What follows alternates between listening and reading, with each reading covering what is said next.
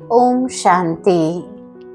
सुनी अनसुनी कहानियों के सफर में हम सुन रहे हैं आदरणीय मनोहर इंदिरा दादी जी के जीवन के वो अविस्मरणीय पल जो उन्होंने माउंट आबू के बाद प्रथम सेवा में अपने पल बिताए और किस प्रकार परमात्मा का संदेश जन जन तक पहुंचाया।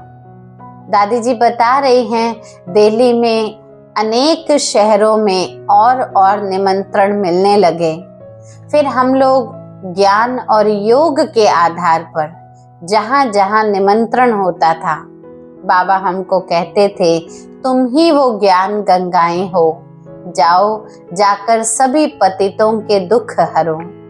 और हम सभी बहनें ज्ञान और योग से अनेक दुखी अशांत भिखारी आत्माएं जो सच में हर कदम पर शक्ति मांग रहे हैं, विद्या मांग रहे हैं, बुद्धि मांग रहे हैं, दीनहीन आत्माओं की सेवा करते उन्हें बाप के पास ले आते रहते थे। इसी प्रकार जब हम दादी बता रहे हैं लखनऊ में गई तो वहां भी एक धर्मशाला में प्रतिदिन सत्संग रखा जाता था। वहां भी लोगों को बहुत सत्संग करते करते जैसे साक्षात्कार का अनुभव होने लगा। वहां भी धूम मच गई कि कोई ऐसी देवियां आई हैं जिनके दर्शन मात्र से, जिनके प्रवचन सुनते सुनते हमको दीदार होते हैं। तो जो धर्मशाला की खुद मालकिन थी माता जी, उन्होंने हमसे बहुत आग्रह किया क्योंकि वो यही सुनकर आई थी कि यहाँ दीदार होते हैं। तो उन्होंने हम दादियों को, खासकर मनोहर दादी जी को बोला मैं भी आपके सत्संग में आऊंगी, बस आप एक बार मुझे श्री कृष्ण का दीदार करा दीजिए। अब आप सोचिए, दादी अंदर ही सोचने लगी कि हम तो ज्ञान सुनाते हैं, दीदार कराना, दृश्य दिखाना ये हमारे हाथ में थोड़ी ना है। ये तो भावना का भाड़ा है जो भगवान दे रहा है। इसमें हमारी शक्ति का तो प्रयोग होने की कोई बात ही नहीं है। लेकिन वो माता जी तो बहुत ही जिद करने लगी। दादी कहती हमने उनको बहुत समझाया, ये हमारी शक्ति नहीं है, इसकी कोई हमारे पास चाबी नहीं है, ये कोई हमारे हाथ में नहीं है, ये तो शिव बाबा की शक्ति है। परंतु वो माता मानी ही नहीं। उन्होंने आखिर बोला नहीं, मैं व्रत रखूंगी, आप जो कहोगे वो तपस्या करूंगी, बस मुझे श्री कृष्ण का दीदार करा दीजिए। अब आप सबको मालूम ही है, भावना का भाड़ा तो भगवान देता ही है। आखिर उस माता जी ने 3 दिन निर्जला व्रत रखा और आखिर नौदा भक्ति करने का फल उस आत्मा को प्राप्त हुआ जो शिव बाबा ने उसकी इच्छा पूर्ण कर दी। जैसे ही वो सत्संग में आई और ध्यान मग्न अवस्था में स्थित हो गई, उनको श्री कृष्ण का साक्षात्कार हो गया। बस वो साक्षात्कार की ही प्रेमी थी और जब उनको साक्षात्कार हुआ वो इतनी प्रसन्न हुई, उसने कहा आप यहीं धर्मशाला में रहकर, मैं इसकी मालकिन हूँ भले, लेकिन आज से आप यहाँ सेवा स्थान संभालो। ऐसे ही जब हम दादी बता रहे हैं एक बार लखनऊ में थे, तब 1 वर्ष वहां रहते पूरा होने को हो गया था, लेकिन एक भी आत्मा माउंट आबू आने को तैयार नहीं हुई। मतलब ज्ञान को अगर समझे तो अंदर से जिज्ञासा होना, ये ज्ञान कहाँ से आ रहा है। हर कोई उस स्रोत से मिलना चाहता है, लेकिन यहाँ कोई आत्मा जाने को तैयार ही नहीं होती। दादी कहती हमको तो अंदर से लगता था, मन ही मन में वो भाव आते थे, कब हम अपने प्यारे मधुबन पहुंच जाएं, कब हम बाबा के पास आए। हमको तो एक खींच होती थी, एक कशिश होती थी कि बाबा बुला रहा है, बस मुझे जाना है। इसीलिए जब कोई आत्मा तैयार ही नहीं हो रही थी तो हमने सोचा कोई और तो तैयार हो नहीं रहा है, क्यों ना हम दोनों ही मधुबन चले। उस समय गुलजार दादी जी और मनोहर दादी जी अपने लिए कह रहे हैं, हम दोनों को ही मन में ये ख्याल आया कि जब कोई भी आत्मा मधुबन जाने को, माउंट आबू जाने को भगवान के प्रति वो कशिश महसूस ही नहीं कर रही, तो कम से कम हम तो चले, बड़ा समय हो गया गए हुए हैं। जैसे ही ट्रेन का समय हुआ, हम उस ट्रेन में बैठे तो एक गांव की साधारण सी माता थी। उसने हम दोनों को बात करते हुए सुन लिया था कि चलो हम ही मधुबन चल लेते हैं, कोई तैयार नहीं हो रहा। अचानक वो आत्मा हमारे जाने के समय पर आई और बोलने लगी, मैं भी आपके साथ मधुबन चलूंगी। और वो हमारे साथ ट्रेन में बैठ गई। हम माउंट आबू जैसे ही पहुंचे, बाबा से मिले, वह माता तैयार होने के लिए, नहाने धोने आदि के लिए, क्योंकि ट्रेन का सफर पूरा करके आए थे, वो अपने कमरे में चली गई। बाबा ने हमसे पूछा, बच्ची किसी फूल को नहीं लाई हो क्या? अकेली आई हो या कोई गुलदस्ता लाई हो? तो हमने बहुत साधारण भाव से कह दिया, बाबा कोई यहाँ आने को तैयार ही नहीं था, अभी तक ऐसी कोई आत्मा तैयार ही नहीं हुई है जो यहाँ आने के लिए कहे, इसलिए हम दोनों ही आपसे मिलने के लिए यहाँ आ गए। लेकिन भगवान कौन है? भगवान तो जानी जाननहार है, क्योंकि वो साधारण सी माता थी, दादी ने उसके विषय में कोई जिक्र ही नहीं किया। लेकिन बाबा ने कहा, नहीं, तुम्हारे साथ आई तो है एक माता, कहाँ है वो माता? आप सोचिए, बाबा को खबर थी इस चीज की। बाबा ने कहा, उस माता को बुलाओ।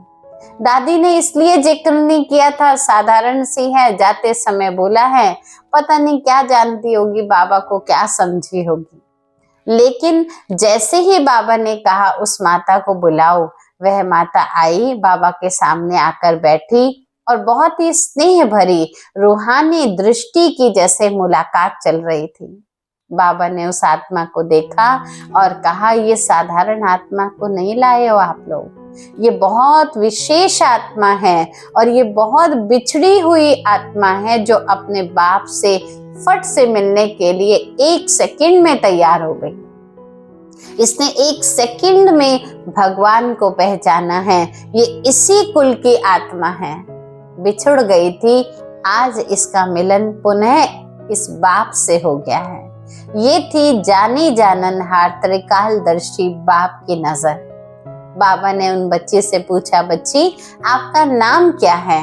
माता ने, क्योंकि बाबा के सामने तो हर उम्र का व्यक्ति बाल रूप ही दिखाई पड़ता है, अर्थात पिता के सामने तो कितनी उम्र बड़ी हो गई है शरीर की, बच्चे जैसी भावना से ही हर एक व्यक्ति मिलता था।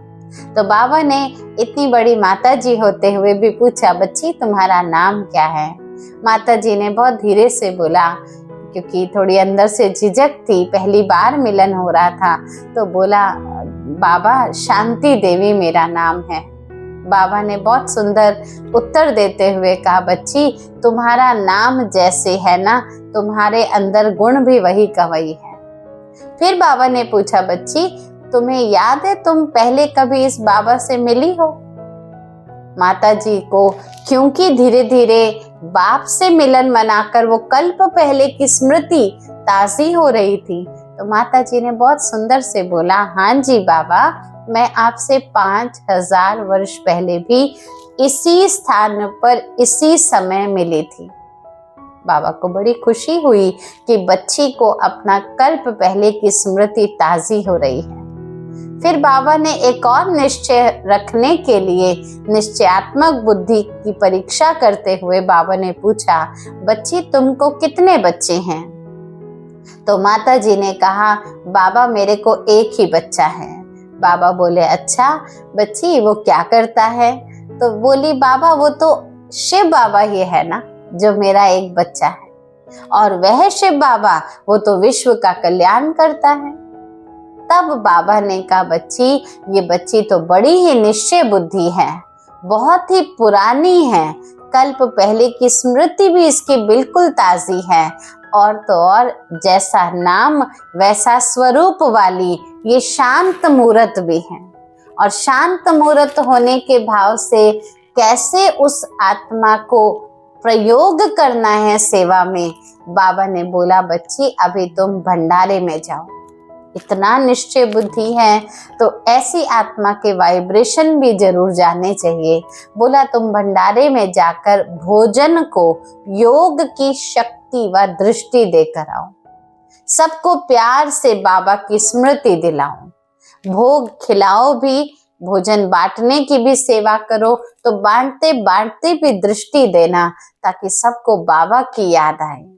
जब बाबा की ये सब बातें सुनी, प्यार के सागर रहम दिल बाबा के साथ बैठे बैठे मुझ आत्मा को, दादी अपना अनुभव सुना रही है, मुझ आत्मा को तब महसूस हुआ कि बाबा कैसे रहम दिल है और रहम दिल कैसे बच्चों के रहम की पुकार को पढ़ लेते हैं। बोलना नहीं पड़ रहा, शब्द नहीं सुनाने पड़ रहे, लेकिन भावनाओं को बाबा कैसे पढ़ रहे हैं। और बाबा कितना गरीब निवास है जो गरीब बच्चों को इतना ऊंचा उठा देते हैं, उनका स्वमान जगाकर, उनको उनकी स्मृति दिलाकर कैसे बाबा ऊंचा उठा रहे हैं। इसलिए उस दिन से दादी कहती मुझे भी गरीब और साधारण आत्माओं के प्रति सेवा करने की बहुत ही सुंदर प्रेरणा प्राप्त हुई। फिर आगे सेवाओं का विस्तार बढ़ता गया। एक बार पटना से कुछ नए नए भाई बहनों का ग्रुप बाबा से मिलने के लिए आया था। सुबह की क्लास में सबके साथ वो भी जैसे बाबा की मुरली सुन रहे थे। सुबह की क्लास चल रही थी और नए होकर वह मुरली में बैठे तो मुरली के अंत में बाप दादा ने कहा, आज सभा में टोली बांटने के लिए वो बच्चे आए। बाबा ने भरी सभा में पूछा कि आज बाबा टोली बंटवाएंगे उन बच्चों से, तो बांटने के लिए वो बच्चे आए जो अंदर से अपने आप को एक्यूरेट समझते हैं कि हम नष्टो मोहा हैं। तो नष्टो मोहा बच्चे हाथ उठाओ। पूरी सभा में ध्यान से सुनिएगा, भगवान सम्मुख बैठे हैं, नष्टो मोहा बच्चों को बुला रहे हैं। पूरी सभा में किसी भी बच्चे ने हाथ नहीं उठाया, जबकि उस सभा में पुराने से पुराने बच्चे भी बैठे थे। लेकिन बाबा की इस बात को सुनाने के भाव के पीछे क्या राज है, ये पुराने बच्चे समझ गए। और समझ कर इस राज को बाबा का ये प्रश्न किन्हीं नए बच्चों के प्रति नहीं था, सभी एक दो की तरफ देख रहे थे। बाबा भी मुस्कुराते हुए सभी बच्चों की तरफ देखते रहे, कौन आएगा हाथ उठाने। फिर बाबा खुद ही बोले, क्यों बच्चे, क्या कोई भी ऐसा बच्चा नहीं है? फिर बाबा ने आए हुए बच्चों में से ही एक बच्चे को, नए खासकर कोई नया बच्चा आया था जो ग्रुप में, उनको अपने समीप बुलाया और कहा, क्यों बच्चे, तुम टोली नहीं बांट सकते? नष्टो मोहा होना क्या बड़ी बात है? जबकि वो नया बच्चा था, प्रथम बार बाबा की मुरली सुनने आया था। उसने खुद बोला कि पहली बार अगर मैं आपको बुला रहा हूँ, भगवान कह रहा है, तो क्या बड़ी बात है? क्या नष्टो मोहा नहीं हो सकते हैं? मैं कह रहा हूँ ना। जैसे ही उसने, बाबा ने उस बच्चे को ऐसा बोला, उस बच्चे ने तुरंत कह दिया, नहीं बाबा मेरा मोह है। बाबा ने कहा, किस में है? बोला, मेरा अपनी पत्नी यानी स्त्री में मोह है। बाबा कहते, अच्छा बच्ची, अगर तुम्हारी स्त्री यानी पत्नी शरीर छोड़ देगी तो क्या तुम रोओगे? बाबा टेस्ट ले रहे थे उस बच्ची का कि क्या अगर आज तुम्हारी पत्नी शरीर छोड़ दे, मोह को नष्ट करना है ना, तो क्या तुम रोओगे? भाई सुनकर 2 मिनट के लिए तो खामोश रह गया और फिर कौन बोल रहा है उसको याद आया, क्योंकि ज्ञान तो सुना है उसने, तभी तो मुरली तक पहुंचा है, तभी तो मधुबन बाबा से मिलन मनाने आया है। तो उसने 2 मिनट शांत रहकर समझना चाहा बाबा क्या कहना चाह रहे हैं। जबकि नया था, प्रथम बार मधुबन बाबा से मिलने आया। लेकिन जैसे ही बाबा ने उस बच्चे को पूछा तो उसने 2 मिनट के बाद उत्तर दिया, नहीं बाबा, मैं नहीं रहूंगा। मेरी पहली स्त्री ने भी जब शरीर छोड़ा था, मैं तब भी नहीं रोया था, मैं अब भी नहीं रहूंगा। फिर बाबा की दृष्टि उनकी स्त्री पर पड़ी, उनकी युगल भी साथ आई थी। बाबा ने उनसे भी ऐसा ही विचित्र प्रश्न पूछा। बहुत ही सभी के लिए एक अजीब सी बात महसूस हो रही थी, लेकिन जानी जाननहार जानता था क्या बच्चे को कैसी परिपक्व अवस्था की तैयारी करानी है। बाबा ने उस बच्ची को बुला के पूछा, यानी उनकी पत्नी को पूछा कि बच्ची, तुम्हारा अपना लौकिक पति में कितना मोह है? क्या लौकिक पति, ये जो पति बैठा है, अगर ये शरीर छोड़ देगा तो क्या तुम रोओगी? स्त्री ने बाबा की ओर देखकर गंभीर रूप से मुस्कुराकर बोला, बाबा की रूहानी दृष्टि प्राप्त करते हुए बोला, जैसे बाबा बल भर रहे हैं उसके अंदर। बोला, बाबा नहीं, अब तो आप मिल गए, बेहद का बाप मिल गया, इतना सुंदर बेहद का परिवार मिल गया, मुझे बेहद का ज्ञान मिल गया, अब मैं क्यों रहूंगी? ये था लौकिक पति, संबंध है मेरा, लेकिन जिसका जिस आत्मा का जितना रोल होगा वो उतना रोल निभा कर जाएगा। नहीं बाबा, भला मैं क्यों रहूंगी?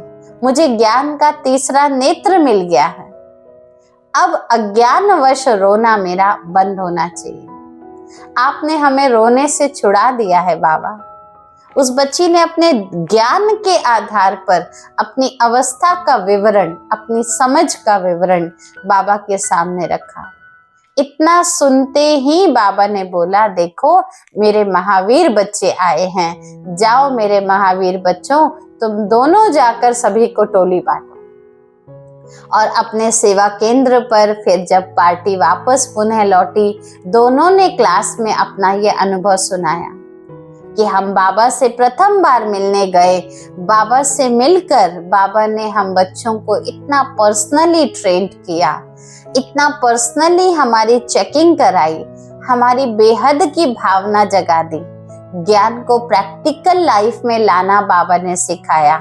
बाकी रोना आदि तो अज्ञानवश की निशानी है। हम तो सभी ज्ञान का तीसरा नेत्र खोल चुके हैं, बेहद के परिवार को प्राप्त कर चुके हैं। फिर एक दो विनाशी संबंध के पीछे हम क्यों रोएं, क्यों व्यर्थ समय गवाएं? जब ऐसा अपना अनुभव उन्होंने सुनाया, संपूर्ण निश्चय अपना बाबा के ऊपर जो हुआ वो बताया, तब महसूस हुआ ज्ञान देने वाला स्वयं भगवान है। ये पढ़ाई किसी मनुष्य के द्वारा पढ़ाई जाने वाली नहीं है, ये स्वयं भगवान पढ़ा रहे हैं, क्योंकि भगवान जानते हैं वास्तव में हर आत्मा का तीनों कालों का क्या स्वरूप है। किसी मनुष्य की ये पढ़ाई हो ही नहीं सकती है, क्योंकि इस प्रकार के विचित्र और अलौकिक प्रश्न और कोई करने की हिम्मत भी नहीं रख सकता। कोई ऐसे ही प्रथम मुलाकात में थोड़ी कह देगा कि अगर तुम्हारा पति शरीर छोड़ दे तो, और सामने वाला सुनकर हिम्मत भी रखे। आप सोचिए, तो तब उनको ये निश्चय हुआ जो उन्होंने अपने अनुभव में अपनी पूरी क्लास में सबको सुनाया। कोई साधु महात्मा भी अपने शिष्यों को भी ऐसे नहीं कह सकते। अगर कोई गुरु किसी शिष्य से ऐसा पूछ ले तो वो शिष्य ही संशय बुद्धि हो जाएगा, आगे से आएगा ही नहीं। तो देहधारी गुरु तो और ही कहते आयुष्यवान भव, पुत्रवान भव, संपत्तिवान भव, लेकिन ये पिता जो परम पिता है, कालों का काल है स्वयं, उन्होंने जैसे जन्म मरण के शब्द ही नहीं, लेकिन जो खुद अजन्मा अकाल मूरत है, वही हम बच्चों को ऐसा अकाल तख्त के अधिकारी बनने का व अपने अमर आत्मा के स्वरूप में स्थित होने का ज्ञान दे सकते हैं।